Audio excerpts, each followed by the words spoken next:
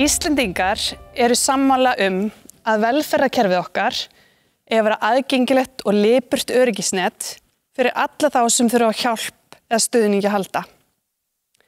Velferðarkerfi eiga það hins vegar til að verða of stór og of flókin til að eiginlega bara virka vel. Með stafrænni byltingu má einfalda og straumlínulaga svona kerfi og talsvert bæta þau. Hugmyndafræðin stafræna byltingu gengur hins vegar talsvert lengra en það sem við höfum séð stafræna breytingu sem að breyta pappírsformum yfir í stafrænt umsóknarkerfi. Mörg dæmi í kringum okkur sem að endurspegla þessa byltingu sem ég að vísa í. Til dæmis sala á tónlist. Í staðan fyrir að ég fari í strætó, út í plötubúð, kaupi eina plötu með einni hljómsveit og fari heim og vonast til að pabbi sé ekki að nota plötuspilarann, að þá fæ ég tónlistin í símann, get hlusta hvar sem og margir geta hlusta á sama tíma og enginn að skipta sér að okkur. Það sem gerist líka að ég get líka farið að selja tónlist. Það vil ég það alls ekki, en ég gæti það. Þetta endurspeglar gjörbyltingu á öllu ferli og þjónustu við viðskiptunum. Þjónustu við mig og þig og margfaldast að gæðum. Þetta nákvæmlega sama þarf að gerast í opinberum rekstri. Það þarf að hugsa byltingu, það þarf að hugsa þjónustu við íbúa alveg frá grunni. Tökum smá dæmi, nemandi í framhaldsskóla, hann kannski að bíða fram á gangi eftir að hitta starfs- og námsráðgjafann sinn. Og kannski hann bara smá stressaður að hann þekkir hann aðeins og fílar hann ekki. Af hverju ekki þessi nemandi með aðgengi að öllu fagfólki og stuðningsfólki, allra skólana, óháð staðsetningu? Af hverju ekki þarna tengingu heilbrigðiskerfi, tengingu kannski nemenda network, alls konar þjónusta.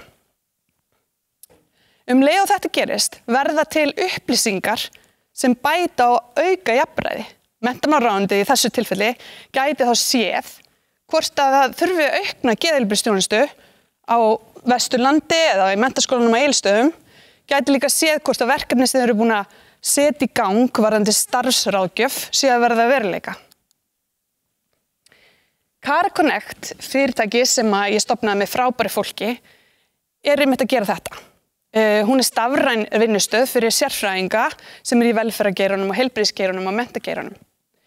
Hún nýtir nýjustu tækni og tengingar til að bæta aðgengið okkar íbúana að sérfræðiþjónustu, óháð staðsetningu, skjólstæðingana eða sérfræðingana. Kara tryggir öryggi viðkvæmra persónuupplýsinga, þetta allt viðkvæmar upplýsingar, vinnur þvert á kerfi og birtir svo tölfræðilegar upplýsingar sem gagnast þessum stjórnendum til að bæta meðferðina eða hagræða. Markmiðið okkar að bæta árangur og gæði fyrir íbúa en leið bæta afköst og upplýsingar til að breyta og bæta enn betur og gera betur. Tökum dæmi, áðurnefnt dæmi aðgengi framhaldsskólanema á fullri ferð með menntamálaráðuneytinu. Annað dæmi eru 40 grunn- og leikskólar land allt sem fá aðgengi að frábærum talmeinafræðingum úr grunnskólum og leikskólum þar sem að þau fá talþjálfun yfir netið. Það sem magnað í þessu dæmi að skiptir ekki máli hver borgar fyrir þessa þjónustu. Það geta verið sjúkratryggingar og það geta verið sveitarfélögin og það geta verið foreldrarnir sem borga. Barnið ekki tekið úr sínu umhverfi og fært á milli staða. Sama má segja afföll á svona típiskri stofu sem að þjónusta. Þau geta verið 20–30%, en hjá þessu félagi Tröppu afföllin 8%.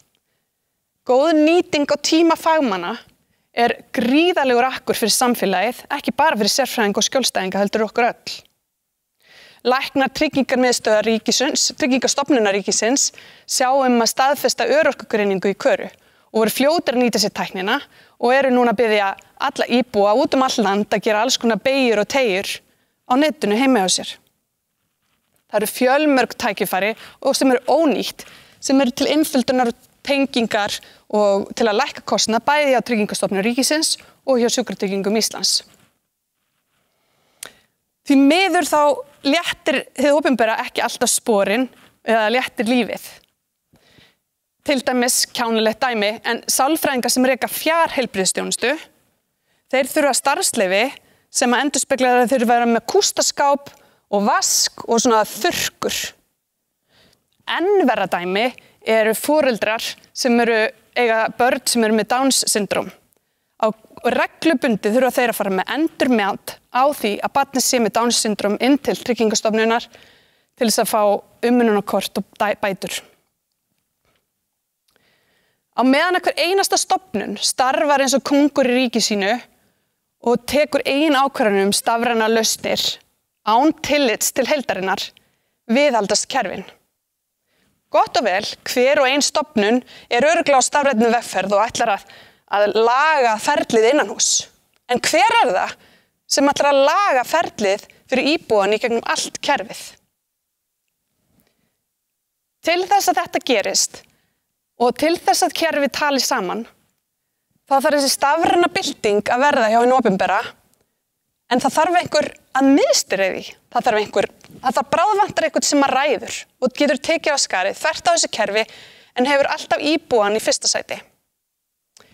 Þetta einhvers konar því miður, þetta orð miðstýring. Kannski getum við notað orðið þverstýring með vegferð íbúan að leiðarljósi eina leiðin til að brjóta múrana á milli þessara kerfa.